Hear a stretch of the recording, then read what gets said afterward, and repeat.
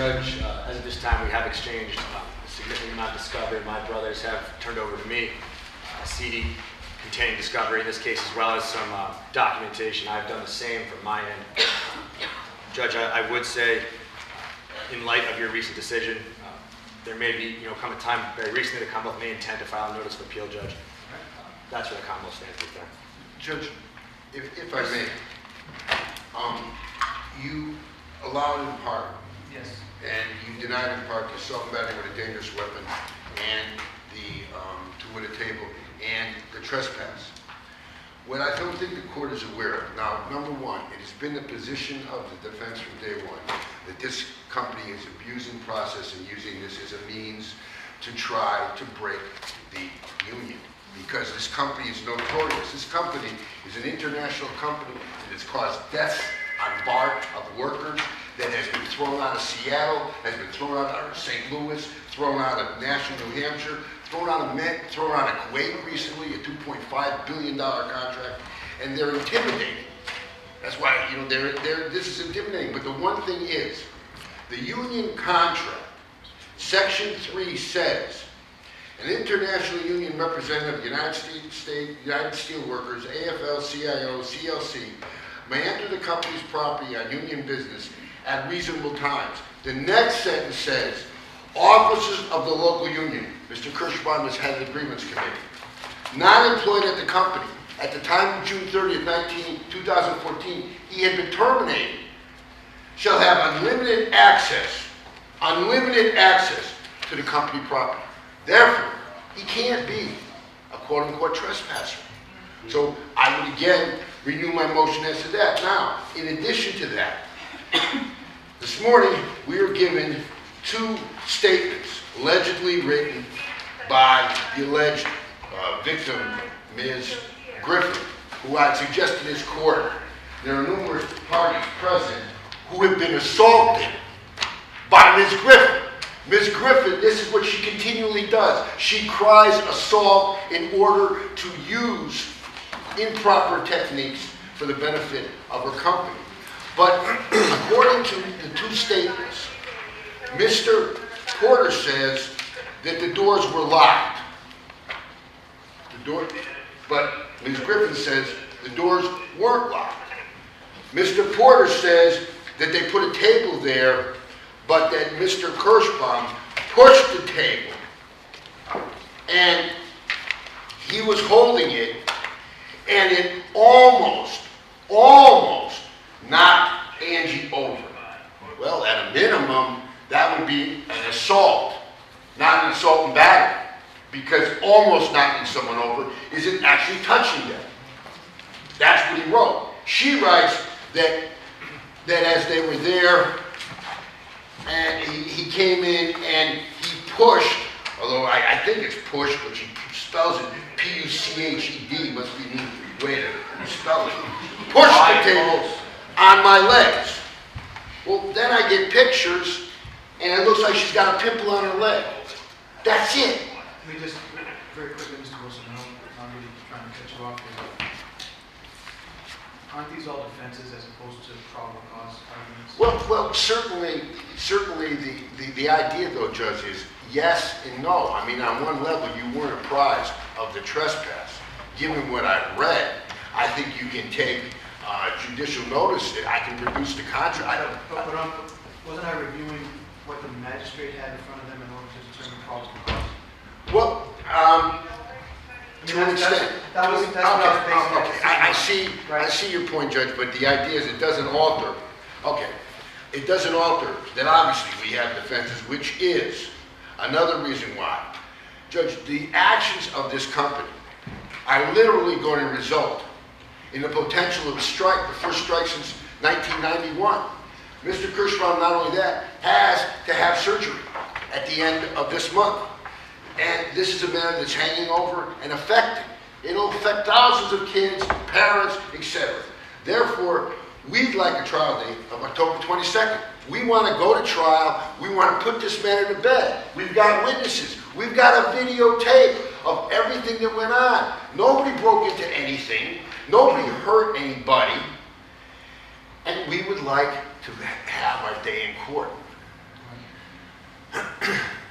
And it October is, 22nd is going to be kind of tough for us scheduling schools. well, I understand it's a short date, but unfortunately, Mr. Kirschbaum has been putting off surgery. Right. No, it's just in terms of what we'll be able to schedule. Well, is there any time that could be done sooner? Your Honor, I'd like to be heard as well. Yes, Attorney Lamothe. Now? Okay. Judge, we filed the motion to dismiss. There were 4 charges. You acted on 2 of them, or allowed it with respect to 2 of them, 2 felonies. There was clearly no support in the body of the police report, right? No problem cause. That was an easy call, or it was a call. Appreciate it. And yet, you know, we do believe respectfully that the assault and battery dangerous weapon is not supported by the language of the report either, when you take into consideration the required language of the model jury instructions for the actual elements. There's no language that suggests it was intentionally used, even if it was pushed in her direction. There's no language in there that suggests that a table can reasonably appear capable of causing serious injury or death. So respectfully, we believe that the assault and battery dangerous weapon should be dismissed. We have no issue. We're going to do what we need to do concerning the trespass. That's the political moment, if you will, because that's what this struggle is all about. So we're going to accept your findings. We're not going to appeal anything. I don't think if there's I would be surprised if the Commonwealth really wants to stick their nose into that and go for an appeal of your dismissals of 2 very obvious points of law. So I don't think that's going to happen. I think that's probably just bluster in the courtroom.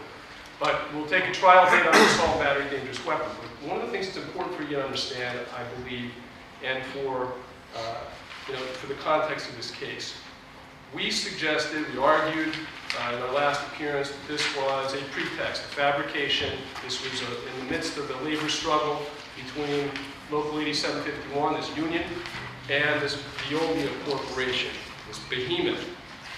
Mr. Kirschbaum is a founder of this union, 40 years, founded this 40 years ago, and has been instrumental in but I also wanted the court to realize where we are in the context of this case. Sitting in the room right now, back there in the corner, is Alex Roman. He's the general manager of this company. What is the general manager of Veolia Corporation? He's also the regional vice president of Professional Transit Management, LLC, which I think they would probably not even shy away from that this is an anti-labor organization. They strategize on how to break unions and lower wages. That's what they do, and that's what he does, and he's in the room. Why is he in the room? Not because his terminal manager, this assistant sitting there, has claimed that a table had bumped their leg. No, it is because it's part and parcel of this struggle. These are fabricated charges, and they're here to support that and try to take this man out of negotiations at a critical time in this contract struggle with this union. The union has been a thorn in the side of a number of companies that have come and gone and tried to lower wages and break their union.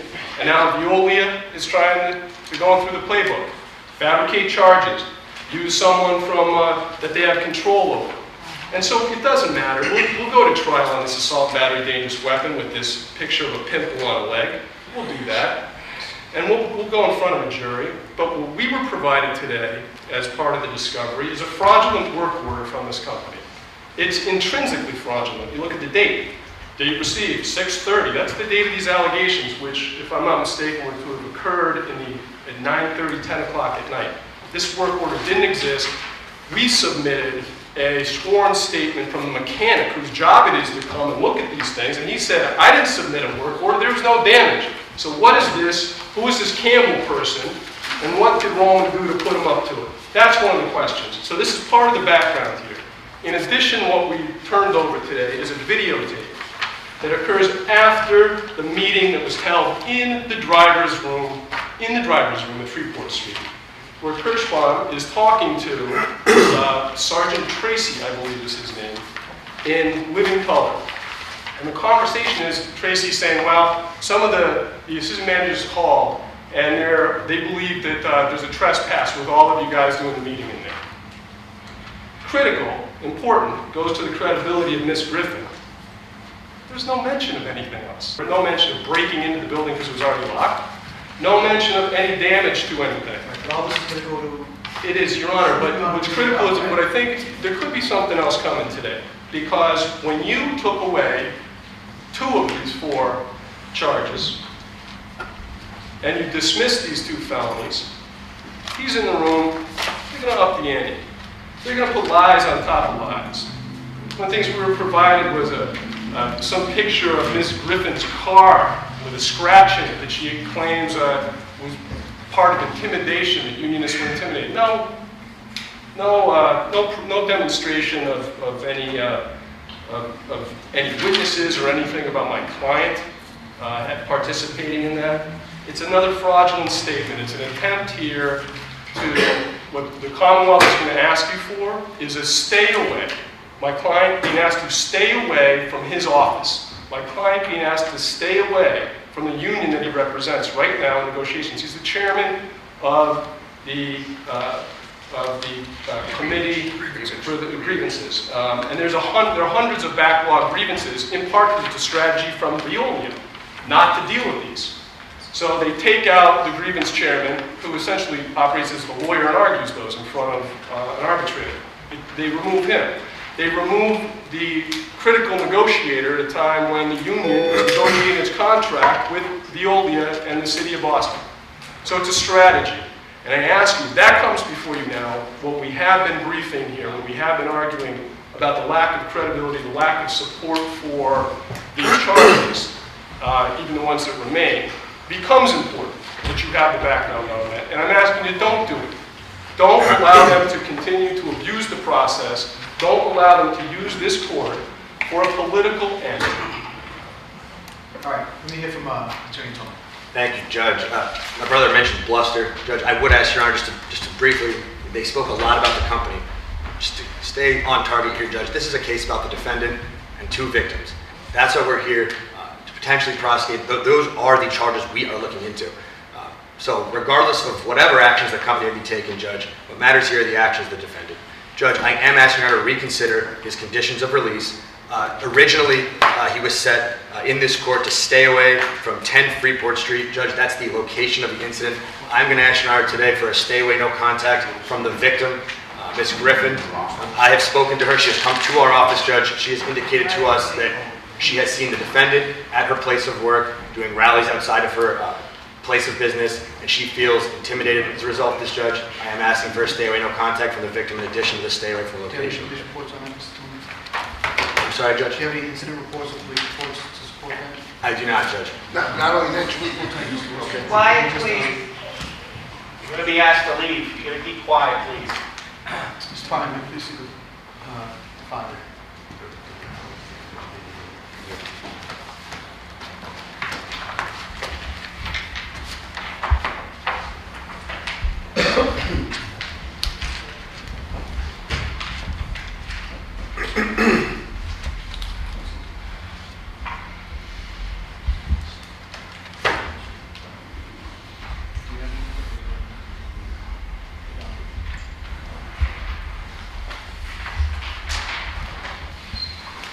Judge, I would also say what I do have in support of that she did bring us photographs of scratches to her car, which she claims is a result of when these incidents have taken place. She has expressed to us her concern, Judge. That's why we're looking for a stay away, no contact. Yes, she, was there a police report filed as to that as well? No, Judge. It's the new incident they have. Whenever you're ready, Judge, obviously I want to read. Sure, I was just checking the No, documents no. to see what the There was no stay away. release are. There was no conditions.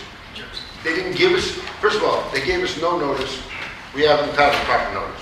Number 2, my understanding is she's assigned to the Washington Street yard. There's 5 different yards. That's one of the ones my client has gone to the least amount of times. And when he's ever been there, he's never seen her. And he certainly he doesn't even know what her car looks like. Keys her car, no police report. You know, we get pictures of an injury, it's ridiculous. We get fake notifications when we have affidavits.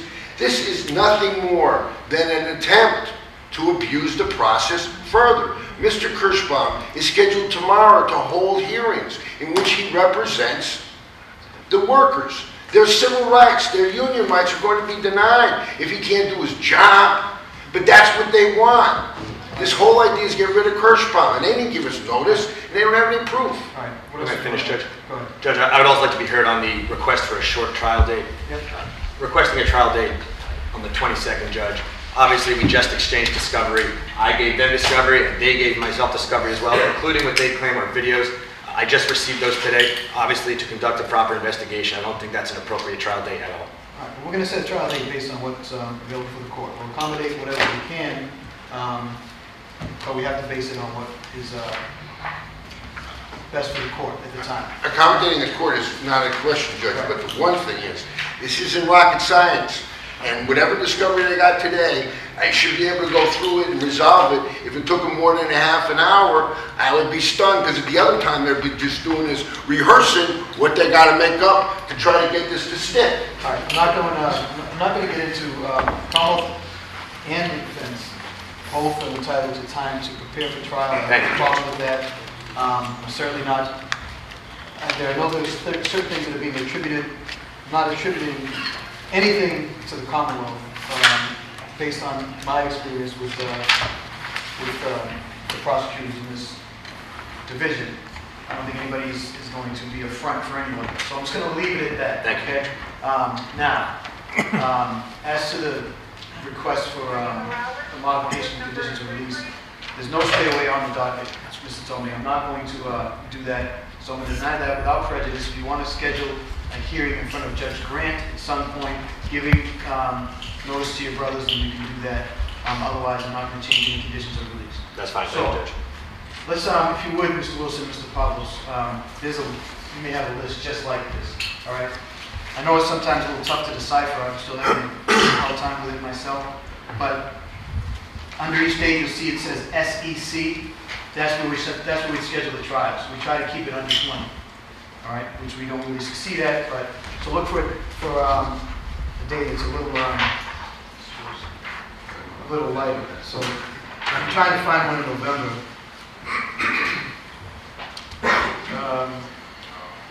Judge, 19th, the 20th, and 21st are not available, by the way. I would say one thing, Judge. Yes, sir. October 20th, it says SEC 18. So we're 2 under. It's actually 22 because we have motions. We have 2 pre-trials. Actually, so if you see all of those. All right, I don't mean to be difficult. No, I was just pointing that out. It's not just that first one. All right. There's a number of cases on it. So let's start looking at November, maybe December. December's wide open. If you can find something in November, I'd be happy to accommodate you. Wait a second. Wait a minute. Hold it. Judge, no. 5th. I gotta go look. November 25th looks good. The 5th of November. Just, I'll give you November 18th. is that deep into November? This dogfight's going to be over. I'll be quite honest with you. I know there are a lot of other issues going on. I'm concerned with the criminal case. That's exactly why, if you read my decision, it's based on the law. I'm not interested in the extraneous stuff. I know that may be part of the defense and what you believe is motivating. I'm not going to, handcuff this court. Judge, in looking at the schedule, what I think I've come up with is, on November 18th, you have 15 and maybe 20, so this would be, Right. Unfortunately, that's no good. whoever hears it on the 18th wouldn't be able to hear it the next couple of days. All right, so that the 19th, 20th, 21st are out. I don't even know if we have jurors on the 18th. I don't think we do. I don't think we do. So that's why I'm trying to steer you into where we're I'm not doing well here. What about, I'm looking at the 24th. Yeah, I'll do that. November 24th. Does that work for you, Mr. Pablo? Yes. All right, Mr. Tolman? That's fine, Judge, thank you. Your Honor, I do just want to, in part to clarify, I'll be very brief about this, but, and this is not, I'm not attacking this particular ADA, I have no reason to do that. But their office is required to have a good faith basis to go forward on the remaining charges. We have produced video evidence today that undermines anyone's confidence in the allegations as they've been stated in this paragraph-long police report and these subsequent handwritten statements. And so I would just implore that office to review what has been provided in reciprocal discovery and make sure they're on firm ground if they think they have a good faith basis for going forward with what we believe are fabricated charges with some really bogus evidence that's been handed to us today. I'm confident after a careful review, Mr. Tomley, if it's his case, which I believe It is, Judge. with the guidance from his supervisor and the leadership in the office, will do what the office is chartered to do, and that's the right thing in justice, so I have no doubt about that. All Thank right. you, Your Honor. I think both sides are represented very well. What, anything else, any further discovery you expect, Mr. Tomley? Judge, if there is, I'll make sure to turn anything I get over with sufficient time ahead of trial, Judge. All right, so why don't we make it, can we make it an official out-of-court date, just so that we're clear? Could we have all motions to eliminate everything, like say a week before the trial date? That's fine. Thank you, Judge. And that way, you can review all of that and we can right And through. so, and we can go right through. Trial date, all right? Will you be the trial judge? I don't. Oh, No, I didn't. Okay. No, No, I wasn't. I just don't say I don't. Judge, with the record reflect that all reciprocal motions eliminate also be. Sure, both Thank you. sides. Thank you. Both motions remain to each I other. assume that was common sense. All right. I'm sure we're on the same page. Thank you. Thank you, Judge. Thank you. Both sides, correct, Okay, so that is not the case for the comments from Thank you very much. every session. No, we could have, I know we have a lot of people, so I appreciate your decorum and just quietly leave so we can continue the business, all right? Thank you. You're welcome to stay. Thank you, Judge. Let's give Yes.